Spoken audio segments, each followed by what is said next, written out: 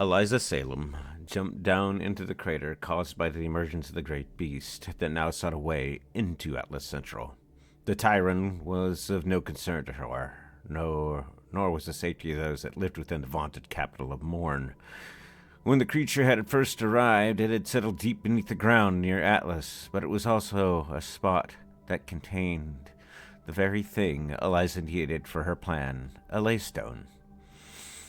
She had been forced to wait, but in that time others came to realize what had been buried not far from the city.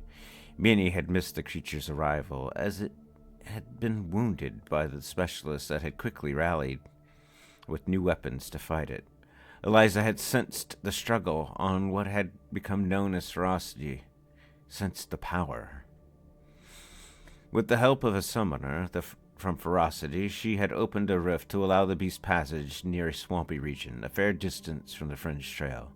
To her horror, the Tyravern quickly submerged and burrowed right to the spot where Eliza had been hoping to strike when all other eyes were distracted.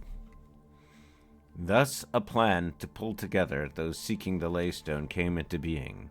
Saru, the Havenist, had been the first, but was quickly revealed to be a double agent for the king in the north, Ulagan Shizuka.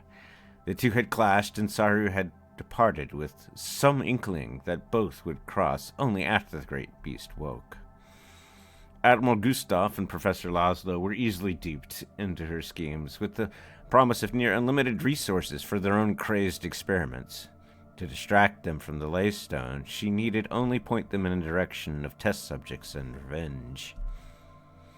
The one being that gave her pause, for she had arrived as mere whispers on the wind in Eliza's tower, was the creek. It had been born on Earth and pursued humanity across the dimensional rift when they had been removed.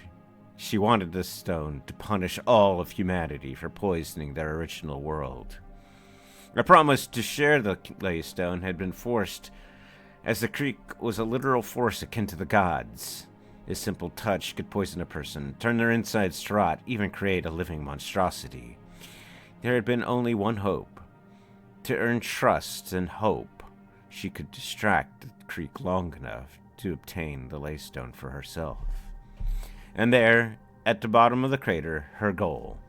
The Laystone that had been created over the centuries of raw energy surging through Morn itself. Without hesitation, Eliza tapped the stone with her staff and watched as it became what she desired, an apparent decoration for a witch's staff. The ley lines would create another in time, and there were others upon the reaching aspects, but this was the easiest to reach those on the core aspect. The one closest to a city that was a true melting pot of so many facets. It was power enough to rival those seeking to stop her plans. Keep them at a distance until it was too late. And with that, I will see you all in the near future, and thank you for listening.